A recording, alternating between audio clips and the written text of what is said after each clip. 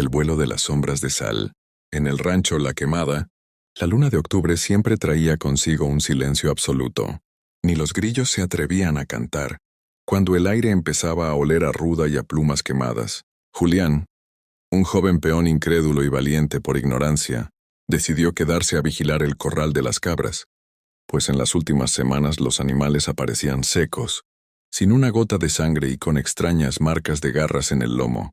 Su abuelo le había advertido: si escuchas un silbido que viene de arriba, métete a la troje y no salgas aunque escuches la voz de tu madre llamándote. Cerca de la medianoche, Julián vio un resplandor verdoso que descendía desde la copa de un higuerón centenario. Oculto tras unas pacas de alfalfa, fue testigo de lo imposible.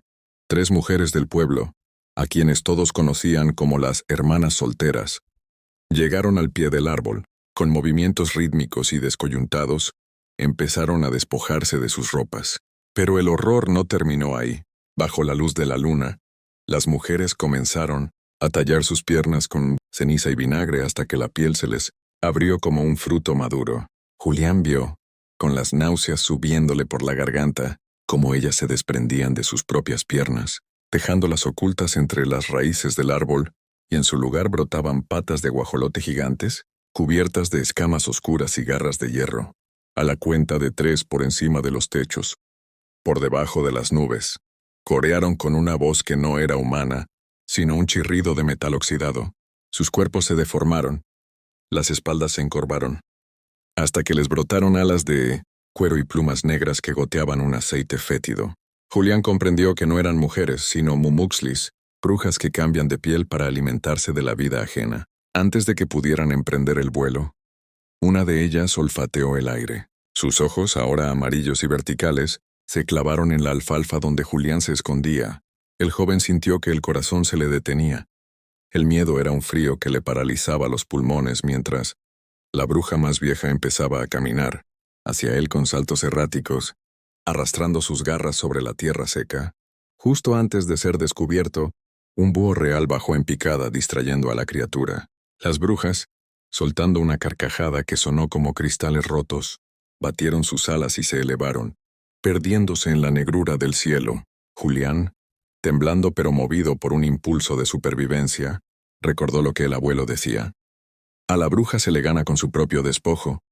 Salió de su escondite y se dirigió a las raíces del higuerón. Allí estaban, las piernas de las mujeres, pálidas y frías, alineadas como trofeos de carnicería. Con manos torpes, Julián sacó un costal de sal gruesa que llevaba para el ganado y empezó a cubrir las extremidades humanas. La sal empezó a burbujear al contacto con la carne maldita, emitiendo un humo gris que olía a azufre. Según la creencia, si una bruja no encuentra su piel limpia antes del amanecer, queda atrapada en su forma bestial hasta consumirse. Pero mientras Julián terminaba su labor, una sombra inmensa cubrió la luna. Un viento huracanado sopló sobre el rancho, derribando las cercas del corral. «¿Qué has hecho, pedazo de tierra?», rugió una voz desde las alturas. Las 3 brujas regresaron, pero no venían solas. Traían consigo una nube de polillas gigantes que empezaron a picar a Julián, inyectándole un veneno que le provocaba alucinaciones. Vio cómo el suelo se llenaba de serpientes con rostros desconocidos, y cómo los árboles cobraban vida para intentar asfixiarlo. La bruja mayor descendió y se posó sobre el techo de la troje. Su peso era el de una vaca gorda, haciendo que las vigas de madera crujieran peligrosamente. Con un movimiento rápido, la criatura le lanzó una maldición. Su lengua se volvió pesada y áspera como una lija, impidiéndole rezar o pedir ayuda. Julián estaba solo contra las señoras de la noche, y el sol todavía estaba a horas de distancia. Rastrando sus pasos, Julián logró entrar a la cocina de la casona. Recordó que las brujas tienen una debilidad obsesiva: el orden de lo menudo. Desparramó un frasco lleno de semillas de mostaza y un puño de agujas sobre el umbral de la puerta. Afuera, las brujas aterrizaron con un estruendo. Intentaron entrar, pero la magia antigua las obligó a detenerse.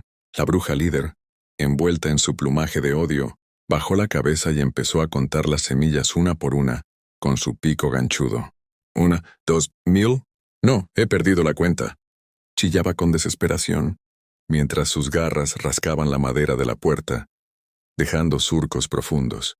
Julián aprovechó ese tiempo para buscar el espejo de agua de 7 iglesias, un objeto que su abuela guardaba en un baúl de cedro. Al encontrarlo, vio que el reflejo no mostraba la cocina, sino el verdadero rostro de las brujas. No eran solo mujeres viejas, eran entidades de una época anterior a la humanidad, seres hechos de la envidia de la tierra. A través del espejo, vio que el cordón umbilical que las unía a este mundo era la sangre que habían bebido esa noche. Si lograba que el espejo reflejara la luz de una vela bendita directamente a sus ojos, las cegaría para siempre. Sin embargo, las brujas, furiosas por el truco de la mostaza, empezaron a escupir un fuego verde sobre la casa. Las paredes de adobe empezaron a agrietarse y el techo de paja prendió, con una llama que no calentaba, sino que enfriaba todo lo que tocaba. Julián se vio acorralado en un rincón, mientras el humo negro le nublaba la vista. La bruja más joven logró entrar por una ventana rota y lo sujetó del cuello con sus patas de guajolote. Sus garras empezaron a hundirse en su piel, buscando el latido de su yugular. En ese momento Julián no sintió miedo sino una rabia ancestral. Tomó el espejo y lo estrelló contra el suelo, usando un pedazo afilado para cortar el aire frente a la criatura. El cristal roto cortó la ilusión.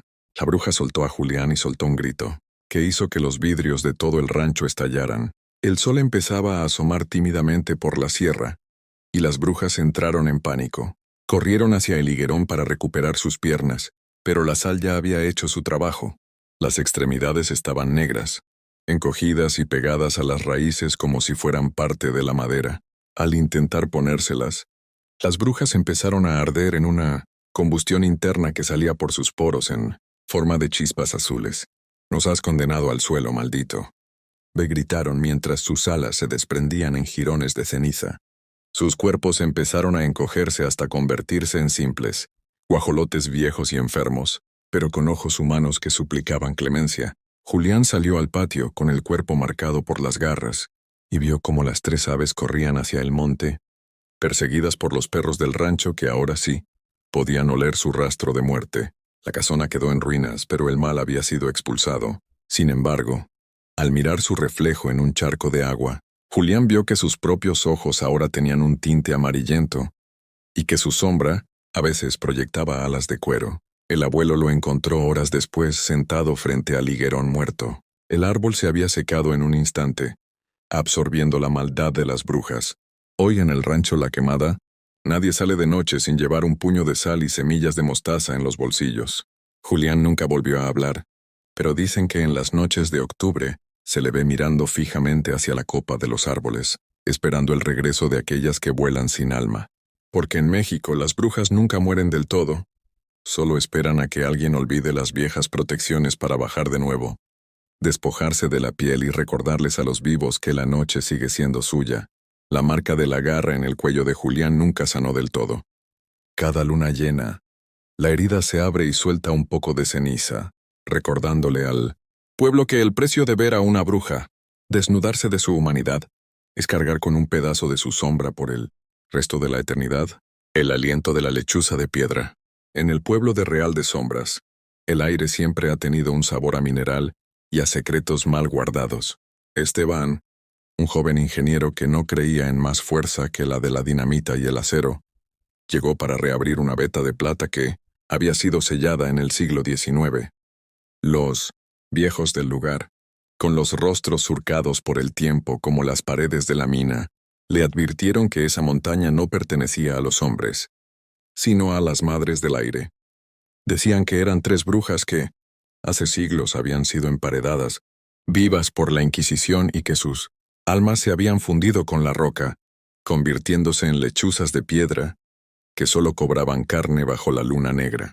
Esteban ignoró las advertencias.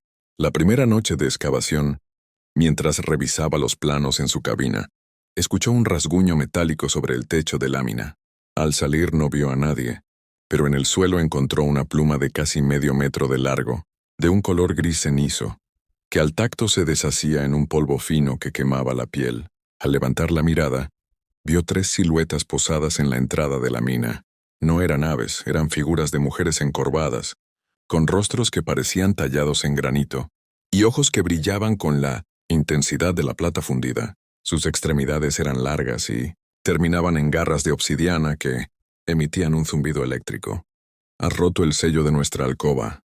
«Ingeniero», siseó una de ellas, y su voz no salió de su boca, sino de las grietas de la montaña. «Ahora, por cada gramo de plata que saques, nosotras sacaremos un gramo de tu cordura». Esa noche Esteban no pudo dormir. El sonido de alas batiendo contra su ventana lo mantuvo en vilo. Al mirar por el cristal, vio que las brujas estaban colgando del revés, como murciélagos observándolo con una curiosidad maligna. Sus pechos estaban abiertos y, en lugar de corazones, tenían geodas de amatista que pulsaban con una luz violeta. Esteban comprendió que no eran simples hechiceras, eran elementales, seres que habían olvidado su humanidad para volverse parte de la geografía del terror. La montaña empezó a gemir, y el joven sintió que el suelo bajo sus pies se volvía blando, como si la tierra estuviera intentando tragarlo para entregarlo a las garras de aquellas señoras de la piedra. A la mañana siguiente, los obreros se negaron a entrar. Decían que las máquinas habían amanecido cubiertas de una costra de sal y sangre. Esteban, desesperado y sintiendo que una voluntad ajena controlaba sus pasos, bajó solo al tercer nivel de la mina. Allí el túnel no terminaba en una pared de roca, sino en una cavidad inmensa iluminada por miles de velas negras que flotaban en el aire. En el centro, las 3 brujas lechuza estaban procesando el mineral, pero no usaban picos. Usaban sus propias uñas para arrancar la plata, la cual devoraban con una avidez asquerosa. «Ven, Esteban», llamó la más vieja, cuya piel se estaba transformando en escamas de pirita. «Tu sangre es el lubricante que nuestras articulaciones de piedra necesitan. Danos tu aliento y te mostraremos dónde se esconde el corazón del mundo». Esteban vio horrorizado que en las paredes de la cavidad estaban incrustados los cuerpos de los mineros desaparecidos. En el siglo pasado, estaban vivos, pero sus cuerpos se habían vuelto de piedra caliza. Eran estatuas conscientes, condenadas a sostener el techo de la mina por toda la eternidad. Las brujas se acercaron a él, moviéndose con una velocidad que desafiaba la física. Sus alas al desplegarse ocupaban todo el ancho del túnel, y el aire que desplazaban olía a azufre y a humedad de tumba. Una de ellas le sopló en la cara un humo gris que le hizo olvidar su propio nombre por un instante. En su delirio Esteban vio la historia de las brujas. No habían sido víctimas, sino adoradoras de una deidad telúrica que exigía sacrificios de metal y carne. Habían entregado a sus propios hijos a la montaña para obtener la inmortalidad mineral. Ahora necesitaban un arquitecto de sombras, alguien que supiera construir nuevas galerías para expandir su reino bajo el pueblo. El ingeniero sintió cómo sus dedos empezaban a endurecerse, tornándose de un color grisáceo. La transformación había comenzado. Sus pulmones se estaban llenando de polvo de cuarzo, y su corazón empezaba a latir con la lentitud de los siglos. Justo cuando las garras de la bruja mayor se cerraban sobre su cuello para reclamar la última gota de su voluntad, Esteban recordó un antiguo amuleto que le había entregado el capataz del pueblo. Un frasco de azogue, mercurio, mezclado con sal bendita y limaduras de hierro. Con un movimiento desesperado, rompió el frasco contra el suelo. El mercurio, al ser un metal líquido y vivo, actuó como un veneno para las brujas de piedra, que solo entendían la rigidez de lo sólido. El líquido plateado empezó a correr por las grietas del suelo, persiguiendo a las criaturas como si tuviera inteligencia propia. Las brujas soltaron un alarido que provocó un derrumbe parcial. El mercurio se pegó a sus garras, ablandando la piedra de sus cuerpos y haciéndolas gritar de una forma que recordaba al metal retorciéndose. El metal vivo es traición. Chillaron, mientras sus alas empezaban a gotear como si fueran de cera derretida. Esteban aprovechó la confusión para correr hacia la salida, pero la montaña misma intentaba cerrarse. Las estatuas vivientes de las paredes empezaron a llorar lágrimas de arena, suplicándole que las liberara o que se quedara con ellas. El joven ingeniero, sintiendo que sus piernas pesaban toneladas, tuvo que usar una lámpara de carburo para quemar las raíces de piedra que brotaban del techo. En su huida, vio que las brujas estaban recuperando su forma humana, volviéndose 3 ancianas decrépitas y desnudas que se arrastraban por el lodo mineral, maldiciendo su linaje y jurando que el mercurio no las detendría para siempre. Llegó a la superficie, justo cuando la entrada de la mina colapsaba con un estruendo que sacudió las casas del pueblo. Esteban cayó sobre la tierra caliente, jadeando, sintiendo que el aire por fin entraba en sus pulmones sin el sabor a polvo. Sin embargo, al mirarse las manos, vio que las yemas de sus dedos seguían siendo de color gris metálico. El contacto con las madres del aire le había dejado una marca permanente. Una parte de él ya pertenecía al reino de lo inerte.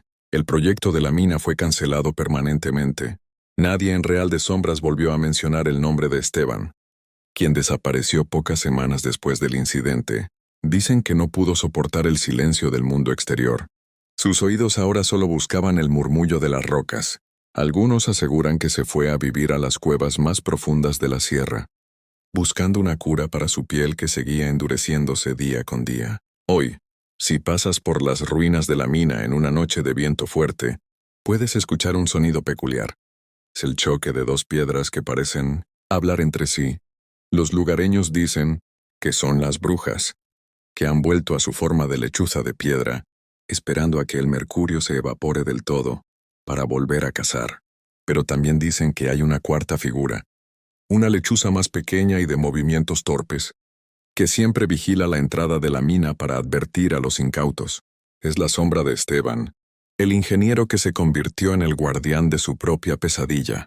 La leyenda de las brujas de Zacatecas es un recordatorio de que la ambición humana es pequeña frente a la paciencia de la tierra. Ellas no tienen prisa.